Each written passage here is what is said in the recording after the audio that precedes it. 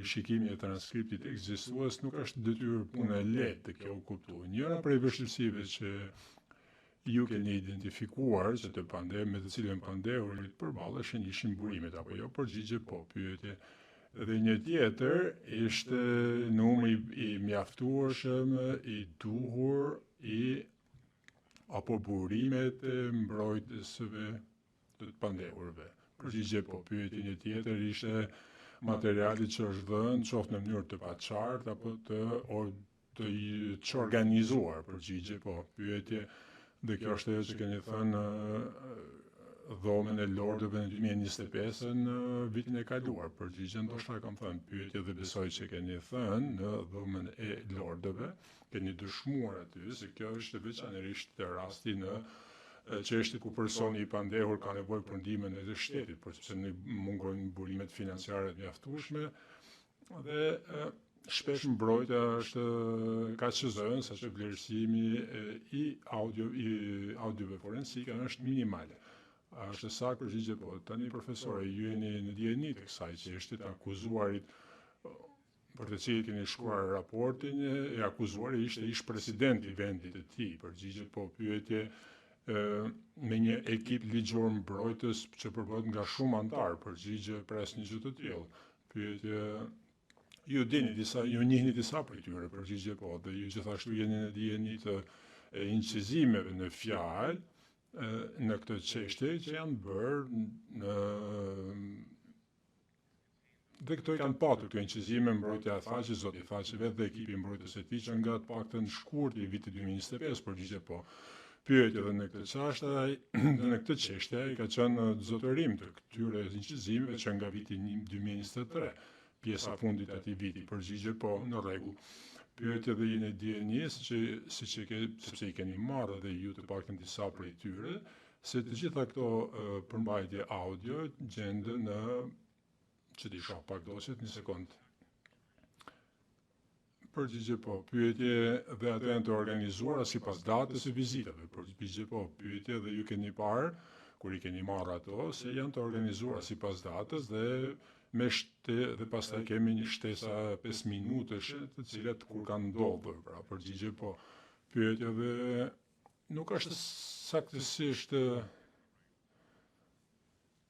ajo që ju thoni kur flisni për burimet e pamjaftueshme apo mungesë koha apo burimesh për të rishikuar incizimet e fshehta, përgjigjësimet e fshehta, përgjigje po.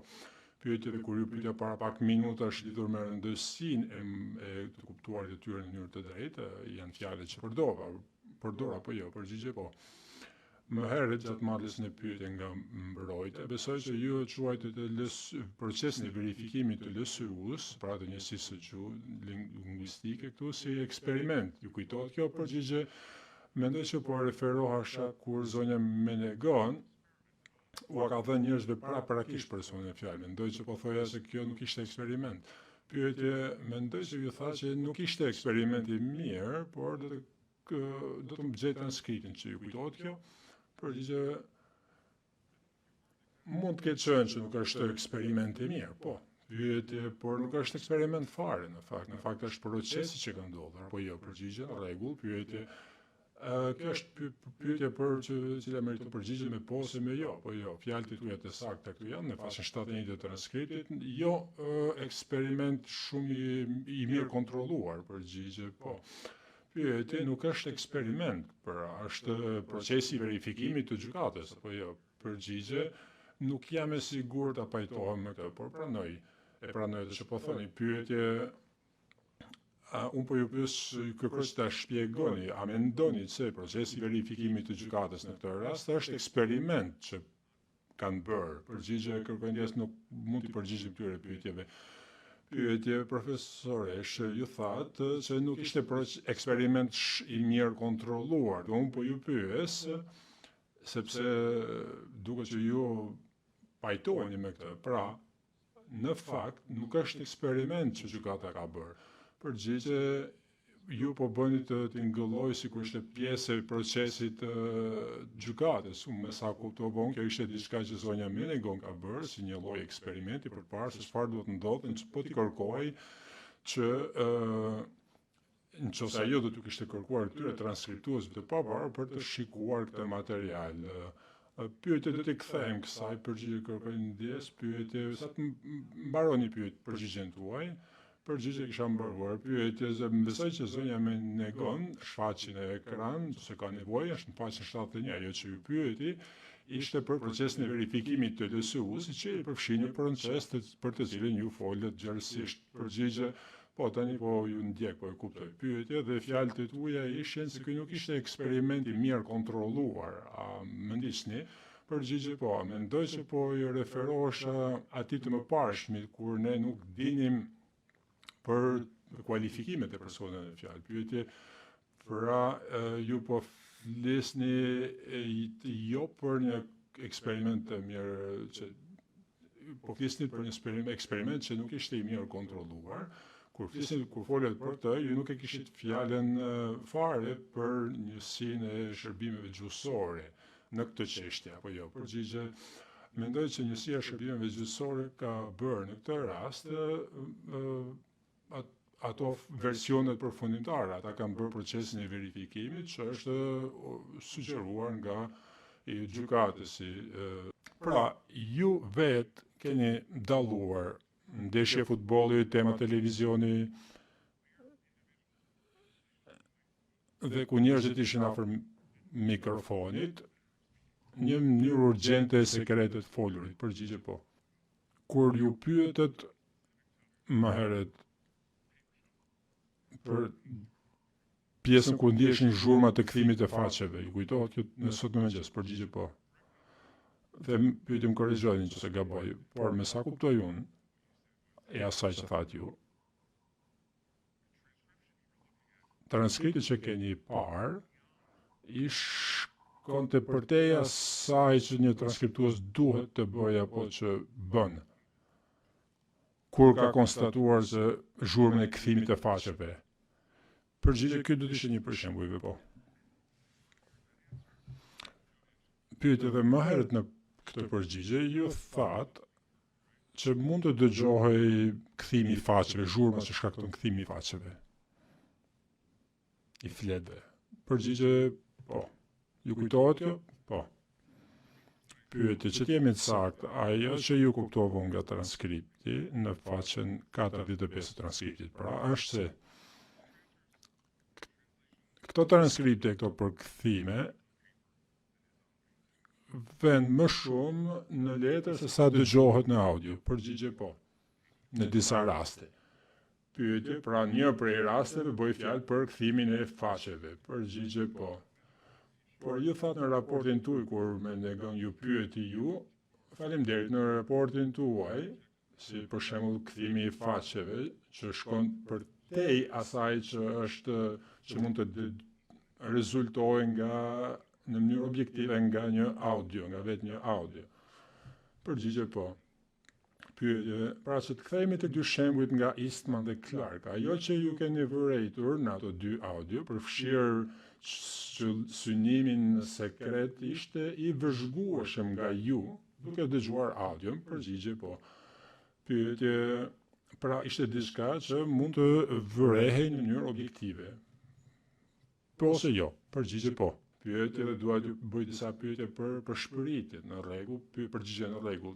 Pyetje, në raportin tuaj në këtë çështje keni vërejtur, pra vënë duke se në disa pjesë zërat janë të lartë, mjaftueshëm të lartë, dhe se do të prisja që përmbajtja të jetë kryesisht e kuptueshme për dëgjues të aftë dhe të trajnuar që njohin edhe gjuhën. Kujtohet kjo? Përgjigje, po. Pyetje, që t'jemi të qartë në faqen 17 të raportit tuaj dhe pastaj në pjesë të tjera thoni se në pjesë të tjera ka një amplitudë të ulët apo fjalim për shpëritës, të cilin pres që të jetë i paqartë edhe për dëgjues të aftë. Dhe ju më tej shpjegoni se çfarë doni të thoni me këtë. Përgjigje, para. Pyetje, për shpëritja e në një audio të fshet është diçka normale për njerëzit pra që janë njerëzore, përgjigje po pyetje dhe nuk kërkon detyrimisht që të flasësh, nuk duhet detyrimisht të flasësh gjuhën e folësit, i cili po përshpërit për të dalluar këtë gjë. Përgjigje për të dalluar që ata po përshpërisin. Pyetje saktë, fakti që po përshpërisin është diçka që kuptohet qartë nga qenit njerëzore me aftësi dëgjuese normale të mesme. Përgjigje po në këtë çështje, në audion që ju keni rishikuar, keni qenë gjendje të dalloni faktin se përshpëritja ka ndodhur edhe pse nuk flisni shqip. Përgjigje po pyetje tani aftësia e dëgjuesit për të kuptuar se çfarë po përshpëritet nëse qoftë në një bisedë për që bëhet në mënyrë personale apo të regjistruar në mënyrë të fshehtë, varet nga disa faktorë apo jo, duhet të dëgjojmë përgjigjen. Përgjigje mendoj nuk më ndihet që kishit përfunduar pyetjen. Pyetje po kisha përfunduar përgjigje, pra cila ishte pyetje? Pyetja ishte një aftësia e një dëgjuesi për të kuptuar faktin që dikush pra po përshpërit. Pyetje po, varet nga disa faktorë, përgjigje, mendoja që do të rendisnim faktorët për cilët ju po flisni, të pyetje do të kalojmë aty, përgjigje nuk jemi sigurt se sa faktorë duhet që të dimë që dikush po përshpërit. Pyetje nuk po ju kërkoj një numër të saktë, kam fjalën kjo varet më shumë se nga një faktor, përgjigje nuk kam faktor konkret në mendje tani, por po, pyetje me leni të pyes atëherë. Një faktor është intensiteti apo amplituda, volumi i përshpëritjes. Përgjigje, mendoj që kjo duhet të ketë bëjë më shumë, ka të bëjë më shumë me cilësinë e zërit. Pyetje, por volumi në cilin po flas duhet të jetë një faktor për sa i përket aftësisë së personit për të dalluar përshpëritjen. Po, mund të jetë faktor. Ka përshpërima të shkallëve të ndryshme, po jo? Përgjigje po. Pyetje, si sa dikush përshpërit me zë shumë të lartë, nuk mund ta bëj se jam në gjykat, por ka përshpërima të larta, ka dhe përshpërima që janë shumë të ulta. Përgjigje. Përshpërima është një lloj vibrimi i kordave vokale që lëshon tinguj. Pyetje, dhe përshpërimat dhe nivelin e qartësisë kanë të ndryshme apo jo? Përgjigje po. Pyetje. Një faktor tjetër për të shquar atë që thuhet gjatë përshpërimave është edhe zhurma në sfond apo jo? Përgjigje po. Pyetje, sa më shumë zhurmë të ketë në sfond, aq më vështirë është apo jo? Përgjigje po. Pyetje, ndërkohë kur flasin edhe persona të tjerë paralelisht apo jo? Përgjigje po. Pyetje, një faktor tjetër që shërben për të kuptuar gjuhën që po përshpëritet është aftësia për të folur dhe për të kuptuar gjuhën apo jo? Përgjigje po.